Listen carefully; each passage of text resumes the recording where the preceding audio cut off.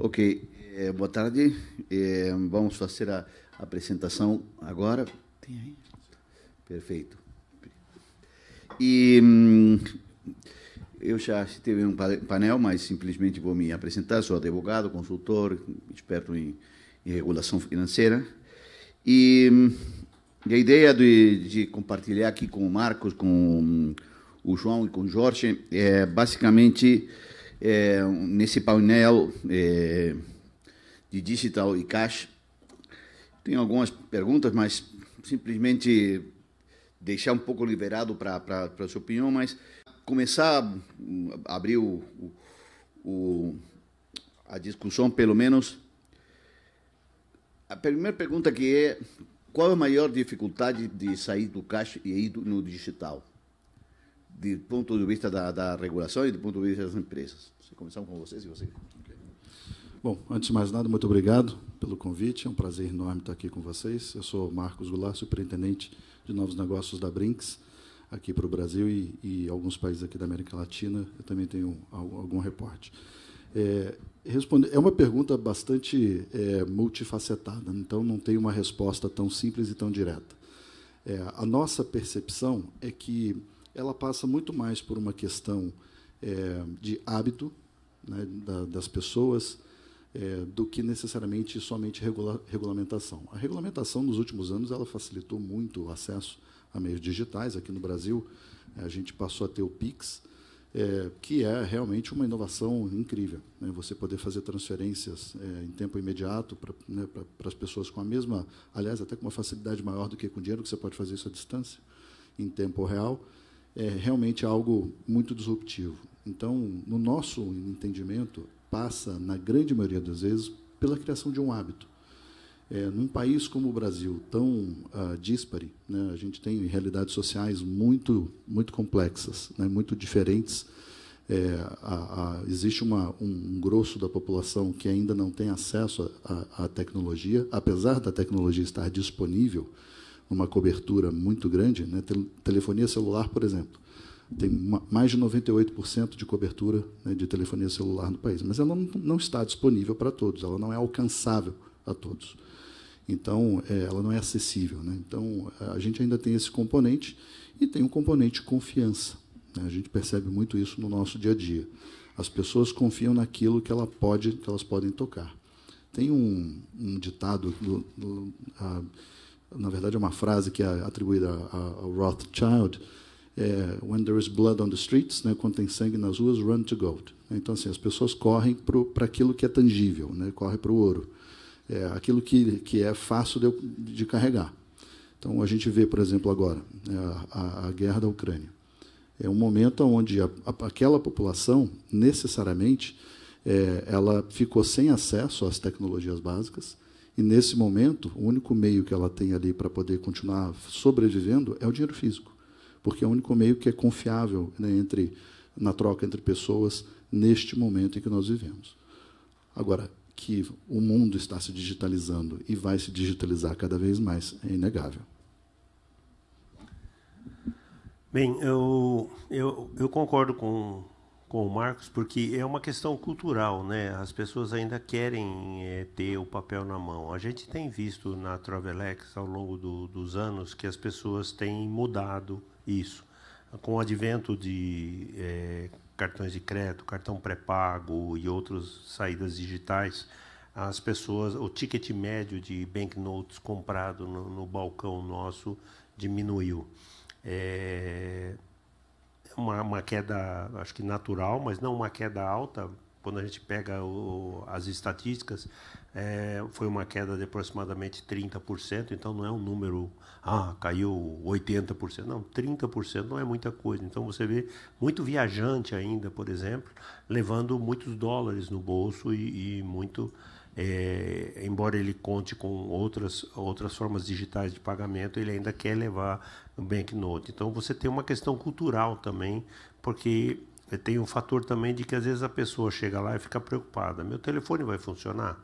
A ATM que eu vou chegar lá tá funcionando? Puxa, vou lidar numa ATM em inglês, nem todo mundo tem essa afinidade.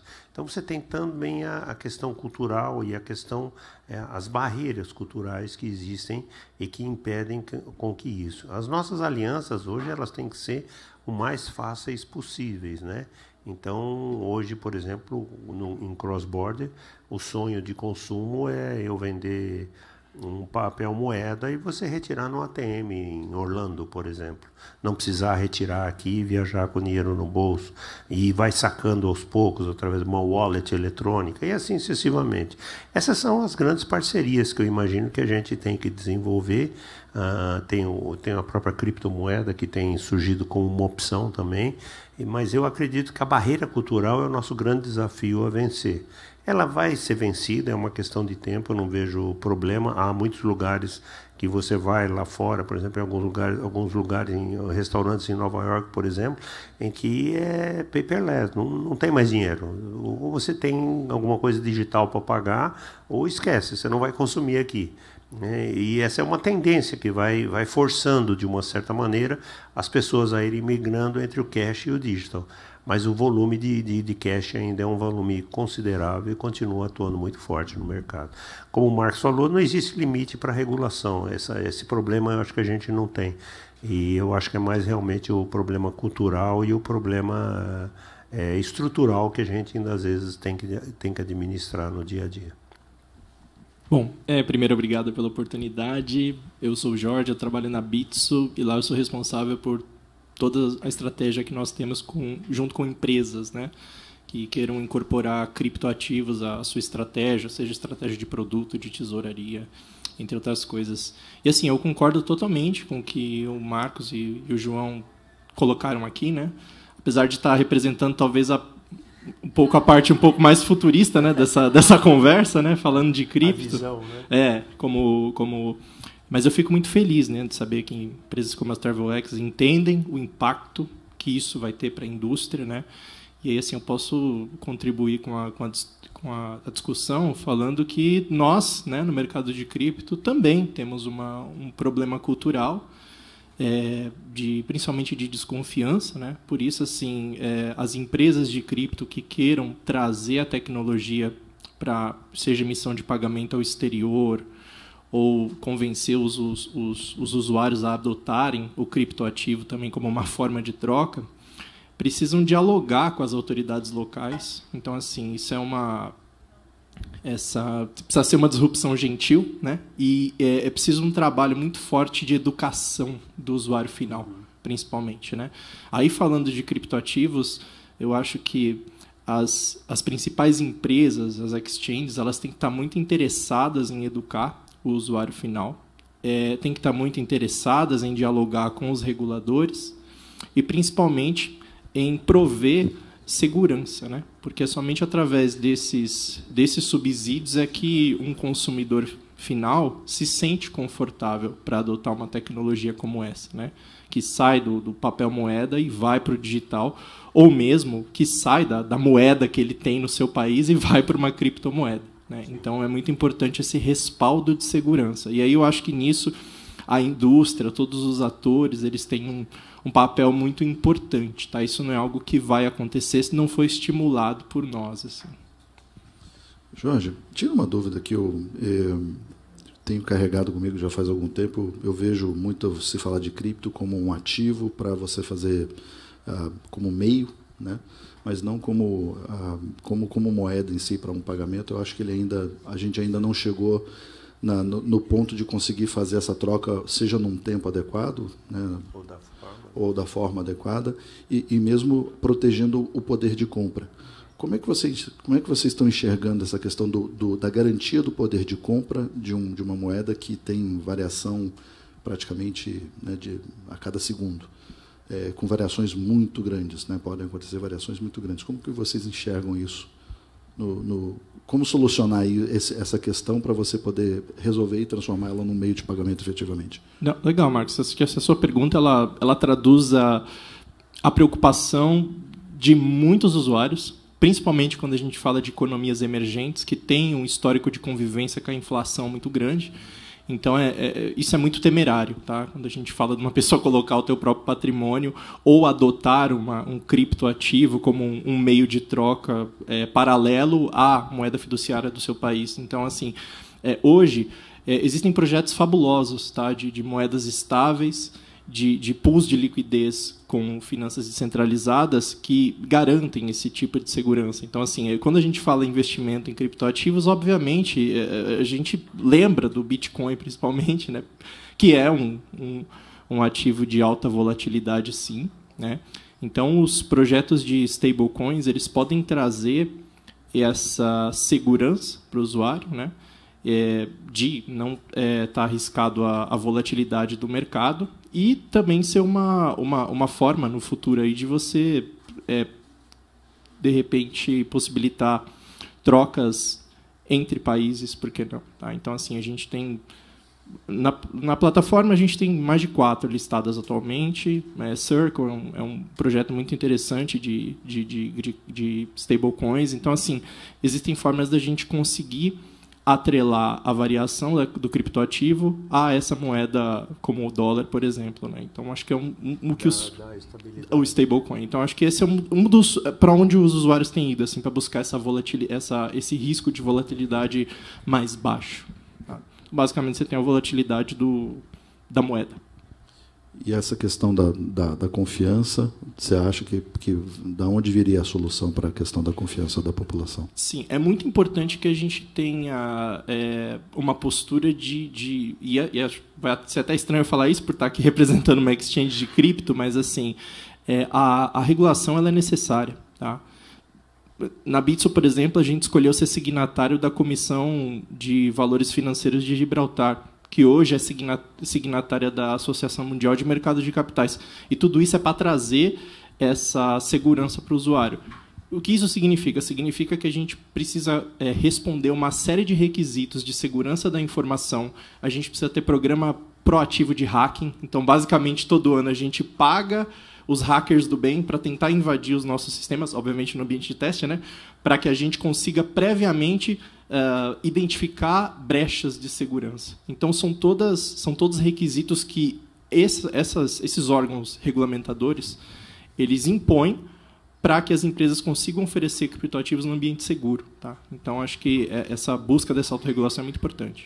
Jorge, aí vem a pergunta, você já, de certa forma, respondeu. Quando o mundo digital precisa ter regulação como parte da confiança. Sem regulação, muitas vezes você precisa ter alguma licença do tipo que seja, no país que seja, com certo grau de seriedade, o país, por supuesto, mas é uma condição de negócio, eu diria. Nesse entorno, qual é a maior dificuldade para uma empresa digital se transformar em regulado? Bom, eu passo para vocês, eu respondo assim. Eu acho que, surpreendentemente, nós temos visto que as entidades reguladoras e os políticos eles têm sido bastante abertos, tá, a criptoativos. Isso não é somente no Brasil, na maioria dos mercados emergentes. O diálogo ele tem sido bastante tranquilo. Existe uma postura muito simpática com relação a isso. Principalmente, bom, a gente teve ontem a aprovação da PL, né, no Senado, que, se vocês olharem nas notícias, diz que regula o mercado de criptomoedas no Brasil. Né? Se a gente pegar a lei no detalhe, ela basicamente ela não está dizendo que agora não é real, é criptoativo que vocês vão usar para comprar as coisas. Mas ela dá base para que as empresas que queiram oferecer criptoativos elas tenham condições mínimas para dar segurança ao usuário. Né? Isso faz com que a gente evite esquemas fraudulentos, esquemas de pirâmide, que são coisas que têm acontecido muito. Né? Então, disso, a gente tem visto que, surpreendentemente, tem sido tranquila até a conversa com os reguladores. A grande questão, de fato, é a inclusão financeira. Porque isso é uma coisa que a gente vai esbarrar. Né? A gente tem ainda muitas pessoas no Brasil que são desbancarizadas, ou que basicamente têm sua conta social. Então, esse tipo de realidade não pode ser ignorado. E essa realidade, ela permeia tudo aquilo que a gente oferece para o mercado, sabe? desde das plataformas que a gente oferece, as pessoas precisam realmente enxergar, se identificar e saber, nossa, isso pode ser usado. Então, acho que esse é o principal ponto. Não sei se vocês têm uma outra percepção sobre esse diálogo aí que a gente tem tido para a regulação. Eu acho que é isso mesmo, porque passa de novo pela questão que eu falei, cultural, né, entre aquilo que é cash e digital, né? Porque se você não tem um aculturamento, se você não tem estrutura criando acessibilidade, se você não tem inclusão social, se você não tem uma série de coisas, isso é muito ruim. Por exemplo, nós tivemos um exemplo de Honduras, que instituiu uma moeda eletrônica como moeda do país, e a gente tem visto lá que o que é que está acontecendo? Você tem um mercado paralelo com cash correndo muito forte, até o famoso escambo, né? Troca de mercadorias efetivamente, porque as pessoas não conseguem ter acesso à moeda eletrônica. E aqui isso nos leva ao centro da nossa discussão, né? Porque hoje a gente tem várias formas de liquidar uma operação, né? Então você tem o wallet, você tem uma moeda digital, você tem um cartão pré-pago, você tem várias opções digitais que podem fazer com que isso faça a circulação do mercado. E quando a gente fala de cross-border, isso hoje tem N variáveis e N saídas para a gente atuar no dia a dia. E eu acho que isso que faz com que o nosso mercado seja muito rico para trabalhar nesse momento, porque é um mercado em evolução, ele não está definido, e ao mesmo tempo ele tem criado oportunidades e formas diferentes de liquidar operações das mais diversas possíveis. Mas a gente sempre acaba, por mais que a gente caminhe no digital, eu não estou querendo ser teimoso, mas a gente sempre vai acabar caindo no cash. Chega uma hora na ponta lá, a pessoa fala, eu quero receber em dinheiro. Né? Então, esse é muito interessante o que acontece. Recentemente eu tomei um táxi para sair para uma empresa, e na hora que eu fui pagar, eu falei, o senhor tem maquininha para pagar? Ele falou, eu tenho, mas se o senhor pagar em dinheiro, eu lhe dou 20% de desconto. Né? Puxa vida, eu não tenho dinheiro no bolso. Né? Então tive que pagar os 20%, mas começa a criar oportunidades no mercado e situações, né? Eu lembro que há pouco tempo a gente conversou, eu e o Marco, sobre fazer troco nas lojas que a gente tem na rede da Travelex para os clientes da Brinks. Por quê? Porque eu tenho excesso de reais na ponta e ele tem um cliente que sempre quer uma moeda. Então são essas parcerias entre o digital e o cash, eu entendo que elas tendem a crescer cada vez mais e criar nesse mercado cross-border uma situação bem interessante, que eu acho que vai ser bom para todo mundo. Uma coisa que a gente tem feito enquanto companhia globalmente, a Brinks está se posicionando cada vez mais como uma empresa que ela faz a junção dos dois mundos, né, do físico com o digital. A gente chama isso de Phygital, né? A nossa percepção, nós temos hoje no Brasil 8 unidades de negócio, então a gente já não depende só do transporte de valores como sendo a única forma ali de receita da empresa. Então, aliás, transporte de valores hoje deve ser aí próximo de 35% do negócio aqui no Brasil. E a gente percebe muito claramente, nós operamos, né, correspondência bancária, a gente atende em nome de instituições financeiras na ponta, pessoas que vêm pagar a conta de água, luz, telefone, e essas pessoas elas vêm sempre com o dinheirinho dela. Né? Ela vem ali com o dinheiro porque ela já teve uma má experiência de ter uma conta aberta, e aí faltou, porque ela passou a ser tarifada, aí o banco, né, pegou a tarifa da conta dela, ela fala, o banco me roubou, né, ela às vezes não entende como é que é a dinâmica do mercado financeiro, e ela prefere, mesmo tendo uma conta, agora, no 2020 e 2021, nós operamos a distribuição do auxílio emergencial. Né, e a gente percebeu um seguinte movimento, né, as pessoas elas recebiam e elas iam correndo nos nossos pontos para sacar 100%. Elas sacaram 100% do dinheiro que elas receberam. Então, assim, o momento que a gente vive é um momento de digitalização, sim. Né? A pandemia ela acelerou os projetos de digitalização de todo mundo. Né? Qual foi a indústria, qual foi o segmento que conseguiu passar ileso, né, pela pandemia sem ter aumentado o seu investimento, né, em digital? O nosso não foi diferente. Então, a nossa percepção é que a gente ainda não está tão perto, né, de chegar numa sociedade cashless, né? E eu de verdade, assim, não consigo estimar, né? Já tentei fazer esse exercício de futurologia, né? E você pode fazer um cálculo mais avançado, mas é realmente muito difícil, porque é muito multifacetado.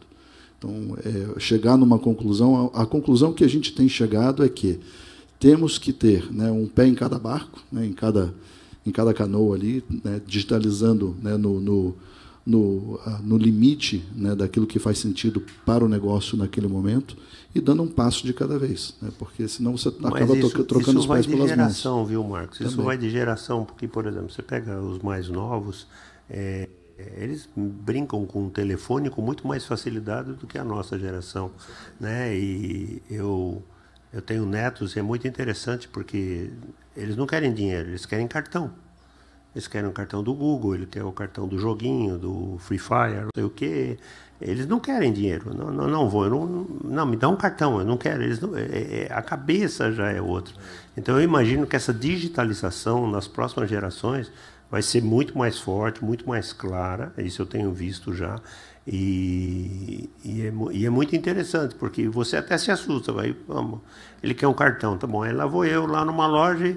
Aí quando você vai ver, tem centenas de cartões lá para se comprar. Né? O que é claro é que para eles esse é o dinheiro, esse é o dinheiro, para eles é digital. Esse é o câmbio do paradigma, não? Porque de última, quando você fala de Bitcoin, o que seja, é algo que você crê. Eu sempre falo a moeda, e com muito respeito eu vou falar, a moeda da Venezuela, de pronto, com a deflação que teve, é realmente moeda no senso de eu acredito que com isso tem um meio de pago? E é discutível. Tá? O cross-border é muito discutível. Muita gente já não tem. Claro, então, muita gente já quando o menino fala de eu prefiro ter o meu dinheiro na... Ele está falando, eu preciso ter o valor para comprar o que eu quero comprar. Sim. Então, os conceitos são outros. Sim, o conceito, no fundo, é praticamente o mesmo. Sim. Mas a visão é diferente. A visão é diferente. O ponto de vista é outro, né? Mas nesse tema geracional, especialmente, eu tenho uma visão que as companhias digitais precisam do cash, mas não precisam ter rede para o cash. Não. Então, a relação dos corresponsais não bancários, ou como seja o nome, é clara como estratégia de crescimento, não? Eu penso que sim. E um dos posicionamentos de mercado que a gente, como empresa, adotou foi a criação do Brinks Pay, que é uma ferramenta que a gente faz, basicamente, a transformação de um ponto de varejo num ponto de adquirência de dinheiro físico, débito, crédito, e você pode fazer um pagamento de uma conta. Então, a gente passou a ter essa visão e eu posso fazer ali o desembolso, eu posso pagar o saque de uma operação digital, ou eu posso receber, né, o cash-in, o depósito de uma operação também que vai virar digital. Ela era física e ela virou, né, uma operação digital. E é exatamente nessa linha de raciocínio que a gente enxerga que, ao distribuir isso, né, em mais locais, e você não restringir, por exemplo, a um ATM, que é um negócio grande que a gente tem também. A gente tem hoje 12%. Tipicamente bancário, né? E tipicamente bancário. A gente tem 12% dos ATMs em operação no planeta estão debaixo da nossa gestão. Mais de 280 mil equipamentos. Então, assim, a gente enxerga tudo isso, mas a gente percebe que muita gente ainda, né, não tem acesso a essa tecnologia básica e já comoditizada, né, do ATM, e opera ali no dia a dia, trocando, né, no seu entorno, né, no raio de alcance das pernas. Né. Então, meu entendimento é que, assim como o do João, essa mudança geracional ela vai acontecer, ela já vem acontecendo, mas eu tenho uma sensação também que situações que aconteçam no dia a dia, né, vou citar o exemplo da guerra da Ucrânia. É uma situação que as linhas, né, de comunicação, eletricidade, tudo fica comprometido. Então, num momento desse, essa geração ela vai sofrer muito, porque ela não vai ter ali acesso, né, aos meios. Então, ela vai ter que se converter a uma outra coisa. A gente está vendo, né, o que a pandemia causou, por exemplo, num raciocínio análogo, não é diretamente relacionado ao tema, mas a gente fez um movimento de globalização, né? Uma globalização que virou meio que uma centralização na China, né? A China virou o grande fornecedor do mundo. E aí você olha e você fala, a gente ficou dependente da China, assim como ficamos dependentes do celular. No momento em que tem um problema na cadeia de fornecimento da China, ela para de fornecer para o mundo e o mundo inteiro está sofrendo, né? Não tem uma indústria, um setor que não esteja com contêineres, com cargas atrasadas, porque os portos chineses ficaram fechados. Agora, né, acabaram de reabrir e ficaram um mês fechados. Né, na moita, o mundo não soube, o mundo soube um mês depois. Né, e como que você faz, né, nesses momentos de desafio? Realmente, as pessoas que são dependentes de um único meio, elas vão sofrer. Então, na minha percepção, essa questão geracional, ela vai conviver com uma série de conflitos ali naturais, conflitos, né, de opinião no dia a dia, mas necessariamente óbvio que vai digitalizar, né? É mais fácil, cada vez mais. A barreira vai ser cada vez menor, né? Passa o mesmo com o negócio do Bitcoin, os ativos virtuais. Você precisa ter algum lugar onde fazer monetizar, não? Aí falando da necessidade de se ter uma rede, né? Para você aceitar, né? Aí do nosso lado o grande desafio talvez seja explicar às empresas por que é importante que elas entendam sobre criptoativos, tá? Porque vai chegar um momento aí, eu não quero também entrar numa discussão etária, mas assim, de fato, de repente uma geração que está acostumada com esse tipo de tecnologia, entrar num e-commerce, não conseguir pagar com cripto, só conseguir pagar com cartão de crédito, cartão de débito ou boleto. Assim, vai soar até estranho para alguns, né? Então, a nossa preocupação hoje tem sido de também estar com um pezinho em cada barco e ajudando as empresas que nos seus marketplaces a incorporar a tecnologia cripto, para que elas não tenham essa perda de receita por parte desses usuários que estão acostumados com outras tecnologias. Então, assim, o nosso trabalho no Brasil tem sido muito nisso, sabe, de conversar com as empresas, principais empresas de e-commerce, com as principais wallets, desenvolver programas de cashback com cripto para começar a acostumar o usuário. Então, são formas da gente fazer essa transição, garantir que as empresas que atualmente estão aí nesses mercados mantenham a sua lucratividade, porque o que acontece, né? Se uma empresa dessa não se preocupa, você tem uma grande perda de liquidez, porque basicamente o usuário sai da sua wallet e vai para a exchange. Tá, aqui eu tenho cripto, né? Então é importante que as empresas incorporem a sua estratégia de produto de alguma forma, esse futuro que virá. Fazer parte do ecossistema. Isso. Aí tem formas e formas de nós fazermos, né? Os programas de cashback, por exemplo, são coisas que você expõe o teu usuário a cripto sem, contudo, dizer a ele, todo o dinheiro que você tem aqui, você passa, sai de real e vai para um criptoativo. Não, você ganha aqui um pouquinho de criptoativo para aprender. Aí você mantém o cliente dentro do seu ecossistema, dentro do seu marketplace. Aí, no futuro, você pode listar novas moedas para que ele consiga arriscar. Então, é um trabalho de disrupção, mas que sai realmente do que o usuário está acostumado hoje, né? Um exemplo que eu acho que tem acontecido, que não tem relação direta com criptoativos, mas que eu acho super legal, são os bancos digitais, né? Que eles têm oferecido conta no exterior. Isso é fantástico, né? Os bancos digitais têm oferecido a possibilidade de você comprar ações do exterior. Você imagina 10 anos atrás o quão burocrático, há 20 anos atrás, o quão burocrático era você ter uma ação de uma empresa americana. E isso hoje você pode fazer com o seu celular. Então, isso é muito interessante. E ainda, eu sou bem do mundo do controle de lavagem de dinheiro. E nos anos 2000, você falava de que toda tecnologia, uso de tecnologia, não face-to-face, era risco alto. E sempre que se falava de qualquer coisa que não seja tradição, negócio tradicional, era risco alto. E eu acho que isso é uma das grandes ganhos que tem a tecnologia. Hoje é muito mais fácil de manejar o risco com o mundo digital que com o mundo tradicional. Mas ainda falta nos reguladores ter uma visão compreensão de como se dá esse controle. Como se dá isso. Você não, pelo menos o senso que eu tenho. Não? E quero fazer outra pergunta. Tem uma grande oportunidade que é nas políticas públicas e como dirigir as transferências de dinheiro dos governos para as populações com mais necessidades. E ainda mais, tem toda a discussão na hora na tributação do imposto às vendas pessoalizado, o VAT pessoal.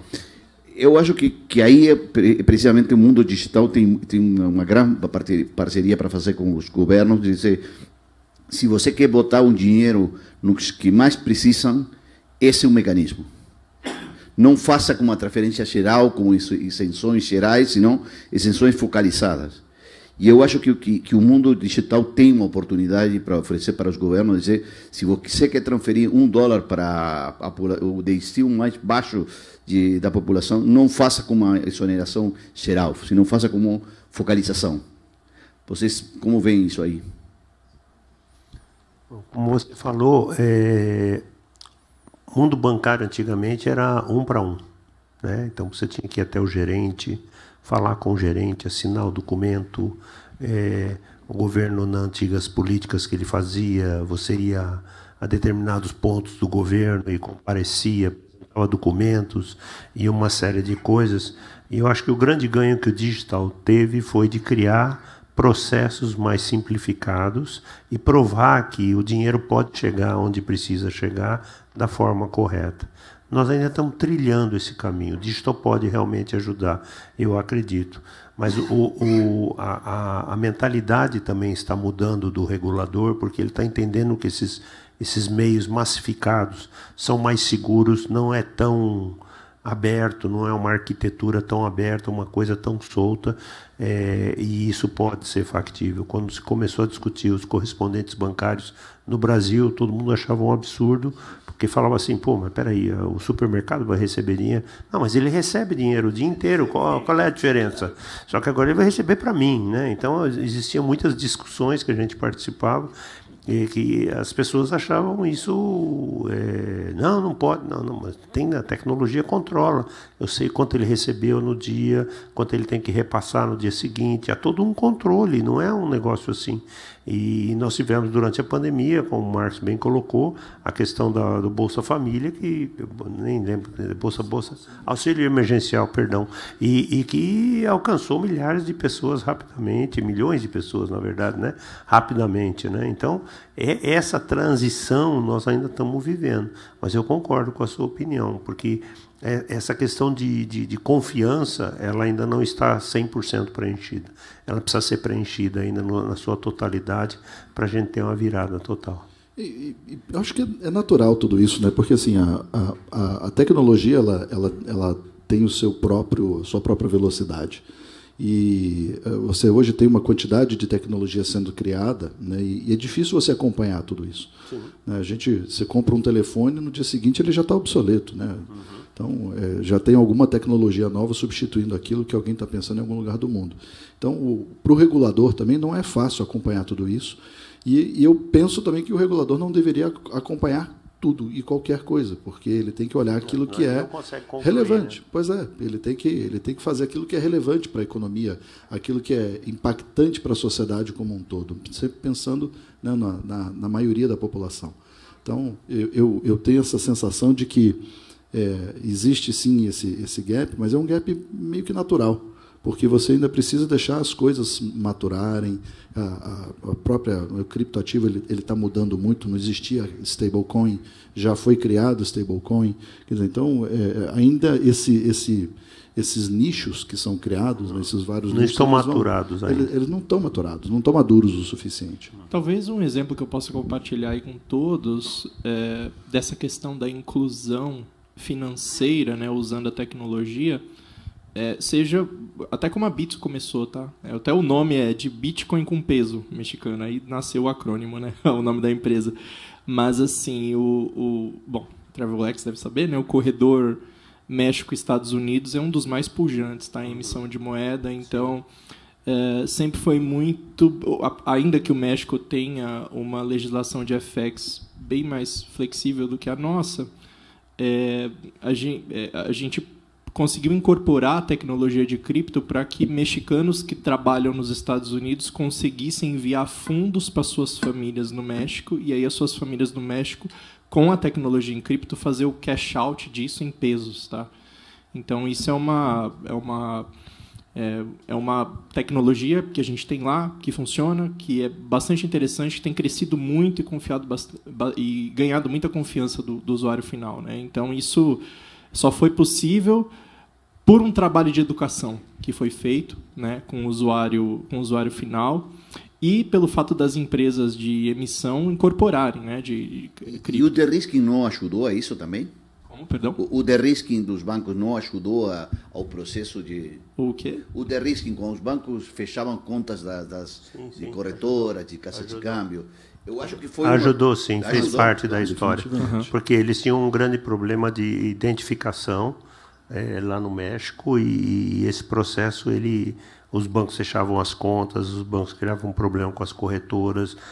Durante muito tempo eles exploraram, inclusive, a indústria de traveler checks.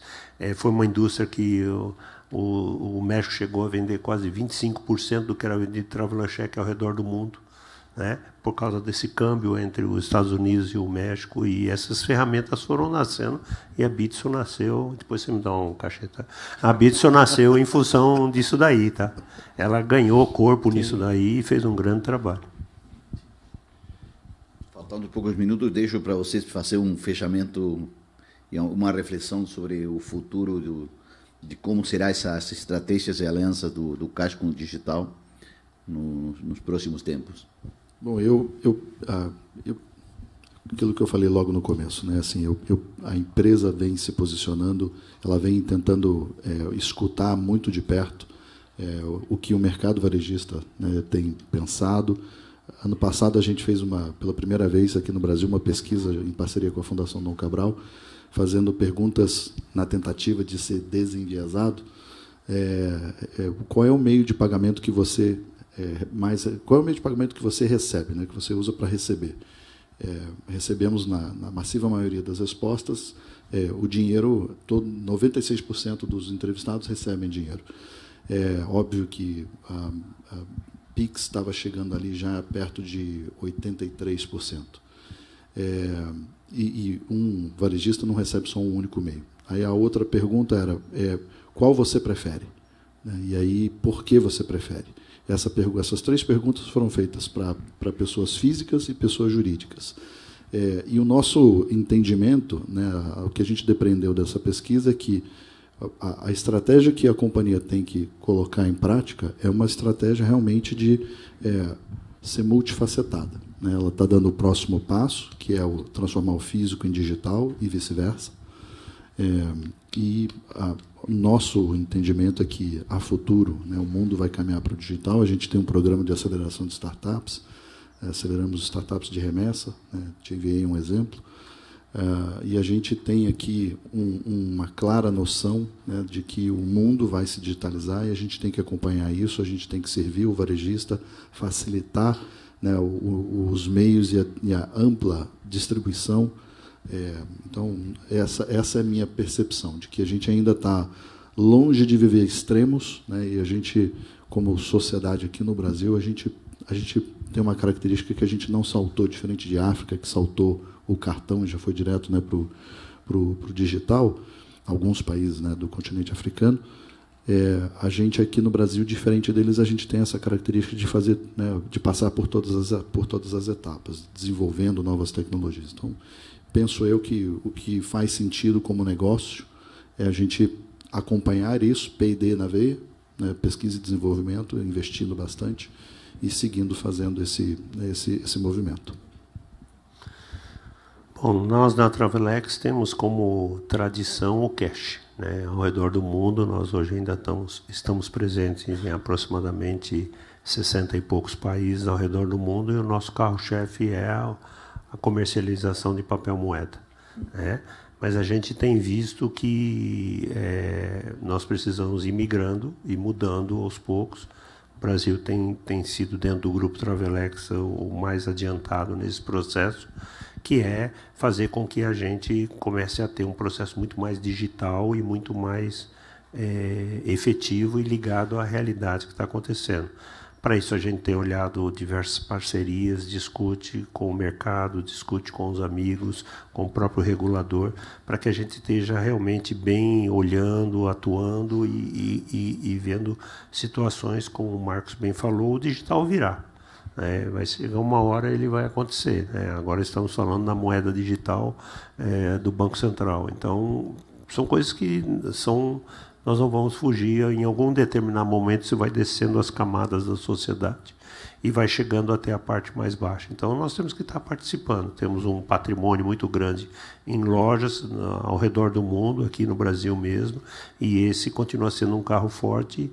E a adequação do cash para o digital, na minha opinião, eu vejo que isso como eu falei no começo, é uma mudança cultural, né? Eu vou deixar de ter o papel moeda e vou passar um cartão, um telefone, alguma coisa eu vou ter que vai possibilitar os pagamentos. Essa modernidade a gente tem que ficar bem atento, porque ela virá e virá rapidamente, e eu acho que a gente tem que estar atento. O cross-border hoje, entre nações, a cada dia que passa, nós temos novidades, barreiras, novos sistemas, novos padrões, novas situações, e a gente tem que estar participando dessas coisas. O modelo final não está definido ainda, mas ele vai acontecer e a gente tem que estar no jogo, tem que estar surfando.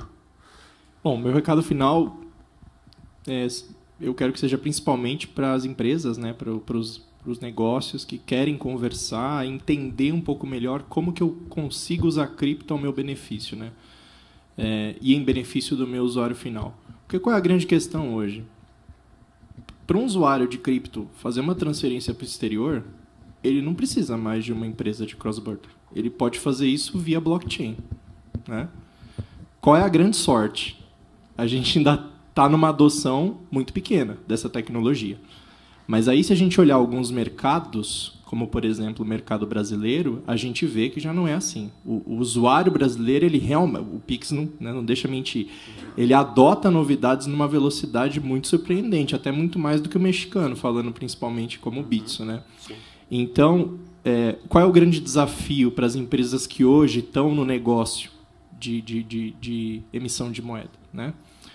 Como é que eu consigo incorporar? Porque a grande questão, o que os usuários nos dizem, né, é o custo. É caro, é burocrático, é demorado, né?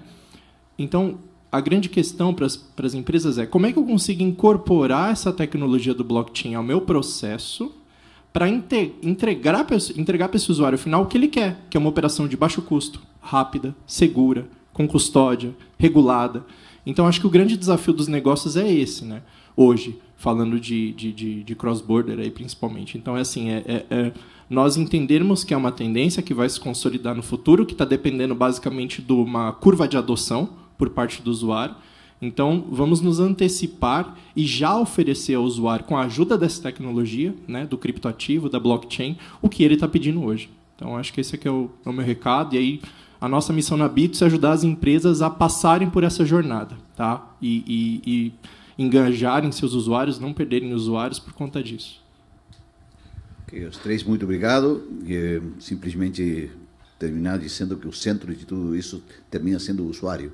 E o que tem mais ganho tudo isso tem sido o consumidor final. Sim, isso mesmo. E isso é um chamado ao empoderamento do usuário final e à liberdade financeira do usuário final. Isso, para mim, é o maior ganho de tudo isso. E ainda os negócios que se fazem em virtude dessa liberdade. Não? Muito obrigado aos três. Muito interessantes suas reflexões. E muito obrigado também para vocês. Obrigado. Obrigada. Thank you.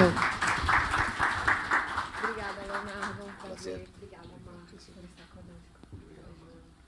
Olha, essa foi a mais diversificada.